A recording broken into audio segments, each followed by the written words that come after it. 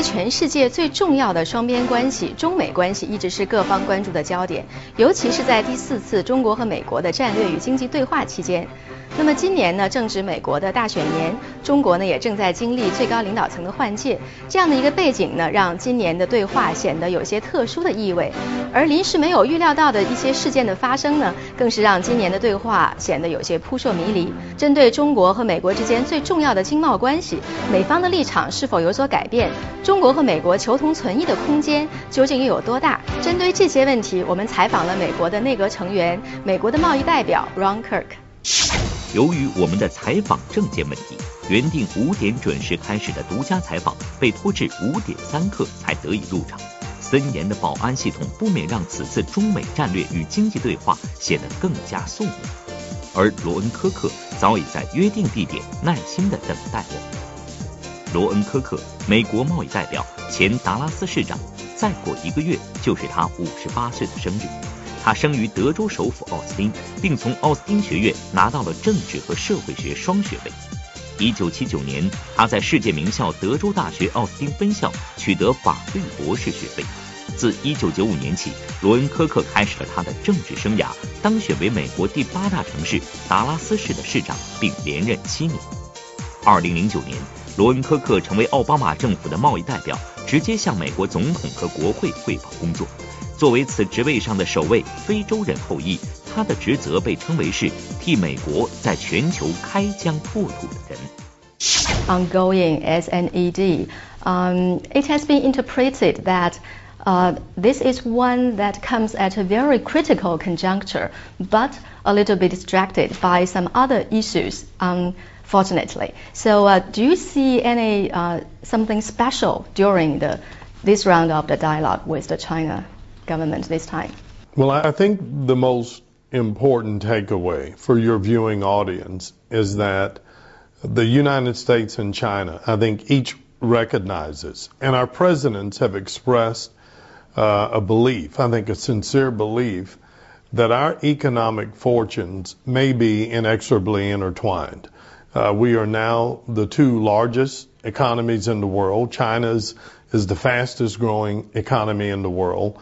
And as Secretary of State Clinton commented this morning, while we may not be able to direct all of the world's economic fortunes in the future, there is very little that will happen in the world if the United States and China aren't moving forward together in a thoughtful and a collaborative way. And so I think with every time we engage through these strategic economic dialogues, it's an opportunity for us to take stock of how far we've come, and then frankly where we still have challenges ahead.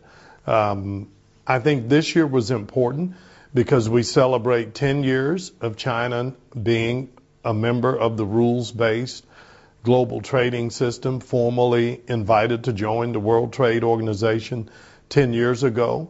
I think by any measure, China has shown remarkable progress in moving from what has, been historically. So you mean that overall the atmosphere of this dialogue is still very positive, not as that negative as the outsider think about? Well, it's always been positive. I mean, we have a very complex relationship. We are quickly becoming 2 of one another's largest trading partners. Our bilateral trade, I think, topped $500 billion last year for the United States. Our exports to China topped $100 billion. That's explosive growth for us.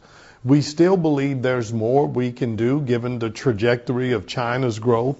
Also, China's own 5-year plans and its ambition to move even more people from an agrarian lifestyle to one based on urbanization and a more moderate income. There's more we can do, and we believe if China continues to open up its economy, particularly for foreign investment, if China moves to embrace the need to protect intellectual property rights and combat piracy and counterfeiting, not to answer the United States, but in its own selfish interest, all of those things could help China meet its own growth projections as well as help us rebalance our trade relationship. 在历年的中美战略与经济对话中，人民币汇率一直是之前的核心，也是美方施压的重点。2011年，柯克曾指出，在中美贸易失衡问题上，不要把所有精力放在汇率上，比如执法力度不够、不尊重知识产权，以及中国对行业的补贴，都使得中美贸易间存在不平衡。现在，知识产权的议题已经不再像以前那样更多的是美国单方面的施压，而是双方都有要求。有关知识产权保护方面的问题，成为此次中美战略与经济对话的新焦点。I know that you have paid a lot of attention to the IPR issue, and also you touched upon the IPR issue during this round of the negotiation. I'm wondering, what have you done to push forward your agenda?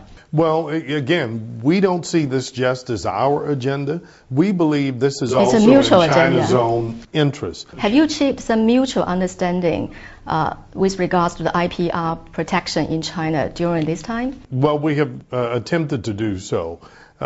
Strengthening intellectual property rights rules and enforcement has been one of the key elements, not only of each strategic and economic dialogue, but it's a key element of those issues that President Obama, frankly, directly addressed with both President Hu and Prime Minister Wen. We believe it's important for China as China begins to move from sort of as Vice Premier Wang Qishan says, the United States economy is post-industrial.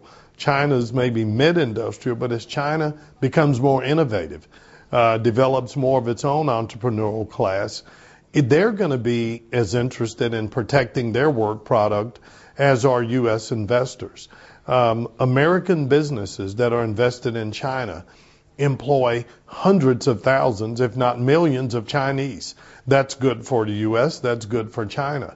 But if they begin to believe that because of governmental policy or practice, they're forced to transfer their core technology, or that the work product can be copyrighted or stolen from them, China will become less of a safe haven for U.S. and foreign investment, and that would blunt China's growth. So we think movement progressing toward international norms in terms of respecting intellectual property rights, as well as enforcing actions against the theft of that, is very much in China's long-term interest as well. But just at the same time, the Chinese leadership also complain that we are facing quite some difficulties when we want to come into the United States market. How will you respond to this concern? Well, we have a saying in the part of the United States that I live in that the truth is an option. And I think if we'll look at the facts, the reality is you'd be hard-pressed to find many Chinese businesses that have sought to invest in the United States that have been denied the opportunity to do so. Our current U.S. ambassador to China, Ambassador Gary Locke, is a former Commerce Secretary, and we worked very closely together. And over lunch, we were sharing with our colleagues that of those foreign companies that seek to invest in the United States annually, there are thousands of transactions, none of which are required to go before our Congress, and fewer literally than 100 that are ever reviewed by our government for national security implications. And of those 100, 95% of those are approved. So if you look at the overall balance of opportunities to invest in the United States, our borders are wide open, and we benefit from that. There are trillions of dollars of foreign money invested in U.S., in businesses, in real estate. And the positive side of that, there are millions of Americans who are employed in businesses because of foreign direct investment. We see this as a win-win for the U.S. as well as for those foreign investors. It's one of the reasons we're hopeful that with China, for example, we can move forward and negotiate a bilateral investment treaty that would give the assurances to those businesses that are worried here in China that were they to invest in the United States, they would be treated equally under the law as any of our investors. And then we would seek the same courtesy and reciprocal protection for U.S. investors here in China. But do you see any solid progress in terms of the bilateral investment treaty? Oh, absolutely. Because it's very difficult because it has been postponed for a while. And now you've resumed postponed. the negotiation again. But we've had 6 very productive rounds. The good news, we have concluded the work on our updated bilateral investment treaty model that Congress asked us to do. And with that now, we're ready to intensify our engagement with China and move forward.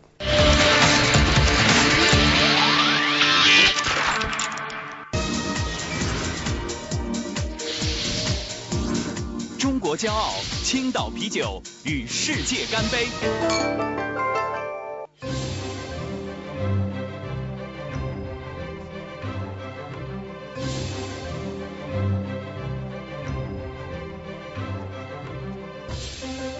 Enjoy rich success. Enjoy Bassett's.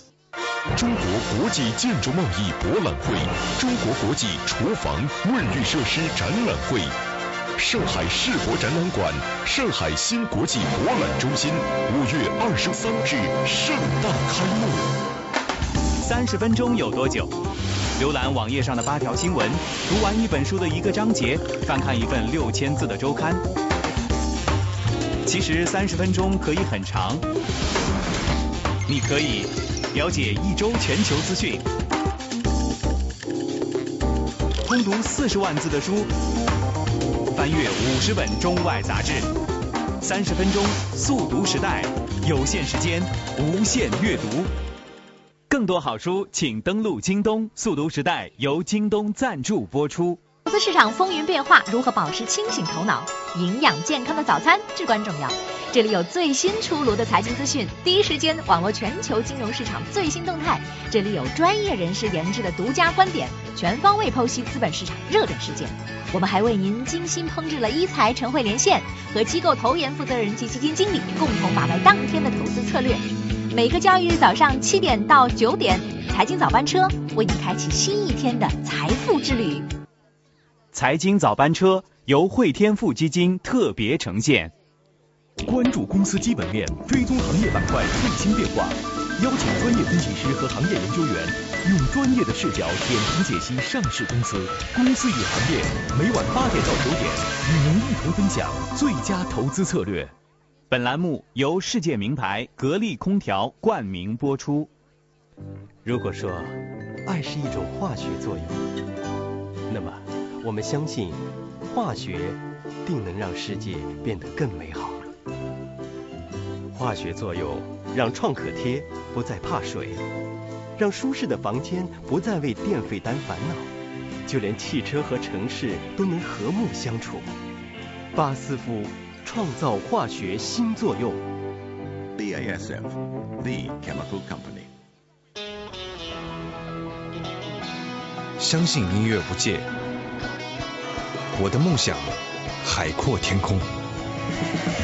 敢梦想，敢追寻，轩尼诗 VSOP。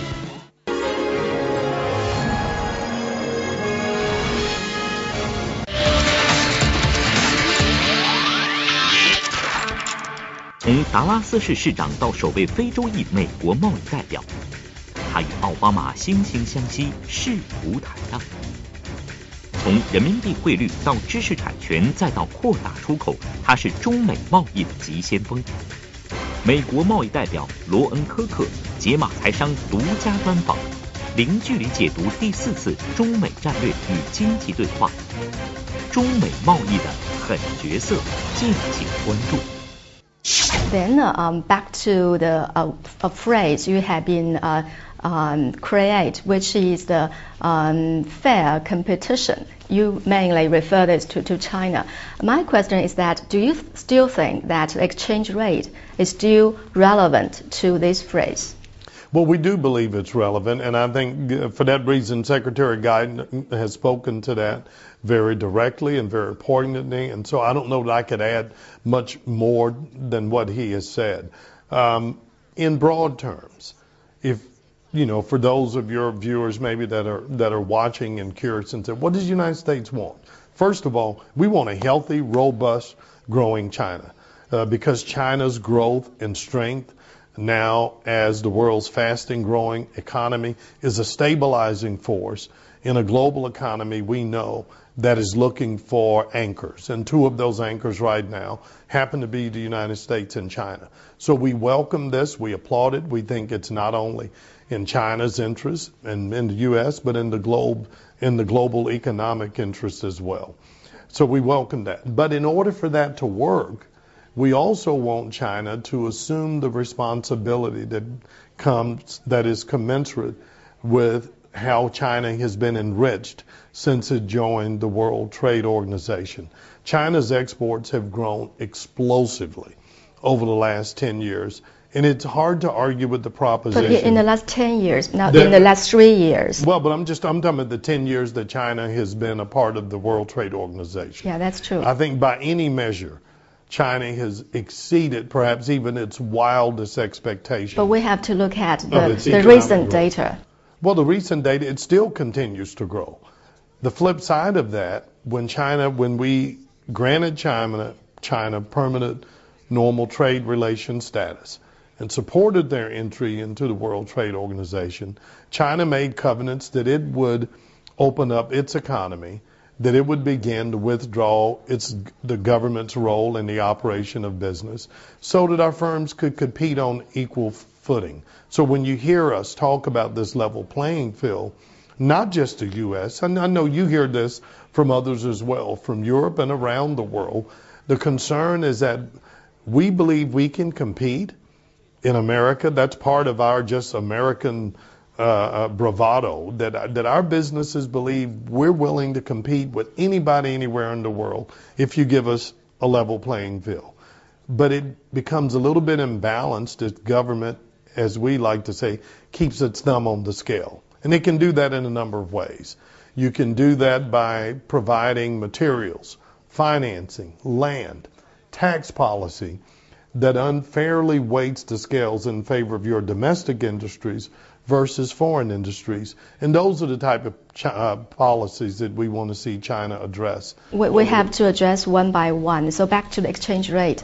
Actually, when China has just widened the band of the fluctuation of the RMB, and also after IMF has sharply revised the forecast for the current account as a share of GDP of China, it seems to me that the exchange rate is not a big hottest topic on the agenda. But do you still think that it's still on the hottest place of the whole negotiation and dialogue this time? Well, let me say this. Let's take this out of a U.S.-China context. There is a reason you've heard other economies, whether it's been Europe or India or Brazil and others, begin to engage China on allowing China's currency to continue to appreciate and be set more by market conditions rather than by management. As Secretary Geithner has noted, there's no question China has allowed your currency to appreciate some, but we think that's but one element that can distort the international playing field, and it's one of the reasons we address a number of other topics through this strategic economic dialogue. Innovation policies, again, opening up for more investment, making sure that how we promote our rule making is transparent so that investors know the rules of the road and have an opportunity to make wise decisions when they come in. It is but one element that we address, and it's one of the values of this strategic economic dialogue that is over a period of time. We have an opportunity to better understand one another's policies, how they move, how they operate, how they impact one another, how we can work more thoughtfully together. 出口管制一直被看作是美国外交政策的一个重要组成部分。到目前为止，美国的受管制产品原来禁止对华出口的仍然禁止，原来需凭许可证对华出口的仍然需要许可证，没有任何实质性改变。专家认为，在美国近几届政府中，奥巴马此任对华出口管制最严，是对华技术转让做得最差的。一方面，美国大量进口物美价廉的商品，另一方面又将高新技术产品束之高阁。那么，此次对话中所提到的扩大出口，是否意味着管制也会放宽？作为美国贸易政策的急先锋，在美国政府中排名在商务部长之前的罗恩·科克又会如何解释呢？ And also, one concern from China is that China wants to actually import more from the United States. Actually, China has laid out some 141 items of the list, and also at the same time, United States has indicated that 46 of that items could be exported to China very quickly. But my question is that, what about the rest? Well, that's governed by our export policy, and our Secretary of Commerce and our Secretary of Defense have been working to modernize our export regime under the express direction of President Obama, and they've spoken to that. But let's be absolutely clear. I mean, our balance of trade with China is heavily weighted in China's favor. Not all of that's a bad thing, because a lot of those are products we don't make in the United States. But those products that would be covered under our export regime would probably impact no more than 2 or 3% of our total volume of trade. If China seeks more U.S. investment, there are a number of things China can do. One, we have no catalog of activities that are permissible. If you want to invest in the United States, Chinese businesses are, and right now, buying businesses in important sectors in steel, in mining, in production, and they do so with no governmental interference or approval.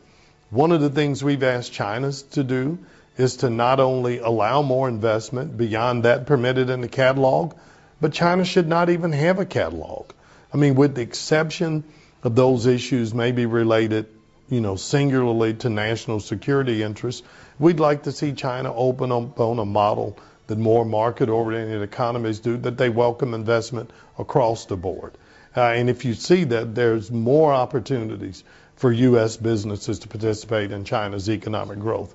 The other would be if China were to fulfill its commitment to finally join the Government Procurement Act under the World Trade Organization. 事实上，从今年开始，中美之间的贸易摩擦就不曾停止，甚至愈演愈烈。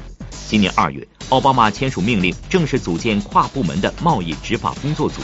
从提出想法到正式成立，只用了短短1个月的时间，效率之高，实属罕见。表面来看，这个全新的贸易机构的任务是协调与美国贸易权利、国内贸易法律等有关的执法行动。然而，从美国政府到主流媒体，从出台背景到功能设置，各个方面都显示，中国毫无疑问地成为该机构针对的主要对象，目的就是审查中国的贸易活动。罗恩·科克是奥巴马贸易政策的重要代言人，面对我们抛出的所有犀利问题，他都能轻易化作绕指柔。不得不说，在中美贸易关系微妙的今天，科克的贸易外交手段是高明的，他的每一句话也都是值得我们认真思考的。I have to say that your interpretation is very much convincing. I'm sorry that you maybe don't like my questions in the previous phase, but I think you will like this one. It's the final question. You have been named one of the top 50 most influential minority lawyers in America by the National Law Journal in 2008, and also you are the first person of African American descent to hold this position. So what will you say to the young people in China? How will they and how can they learn from your success? Well, I would hope they will exceed the success I've had, but if you look at my story, and more importantly, I think if they look at the story of President Obama in particular, it is singularly an American feat that we are a country that is so blended. That people who have come from all over the world, different cultures, have come together around a collective purpose and a collective belief that living in an open democracy and living in a country that respects the rule of law and the rights of individuals to determine our own future is a pretty good prescription for self-governance, but it's a great prescription to build one of the more powerful economic models of the last century. But one of the tools to do that is through your education. And I'm privileged that in just 2 generations, I was able to see my family move from a segregated environment in which our future was dictated and limited because of the color of our skin, to one because we worked, because we educated ourselves, we were involved in the political system. We now have rules that allow any child in our country to attend school, to get a good education, to determine their faith, and go as far as they're willing to work and invest in themselves. We think that's a pretty good model for America. We think it's a good model for people around the world. So you think it's the fruit of the system of the United States, not from you? Well, I think it's a fruit of my own labor, not just the system, but it's a combination of both, because we have a constitution that guarantees me certain rights and gives me the freedom to invest in myself and determine my own destiny. Congratulations. Thank you so much. 这位贸易代表做过律师，做过市长，如今是奥巴马政府外贸政策的重要幕僚。那么他也是美国历史上第一位担任贸易代表这个重要职位的非洲裔黑人。Ron Kirk 看起来并非能言善辩，但是坚定前行。他在2009年担任贸易代表这个职位以来，在很多层面都有很大的推进，这显然是中国的一个强劲的对手。不过，正如他指出的那样，只有合作共赢才是推进中美关系的唯一之道。中非华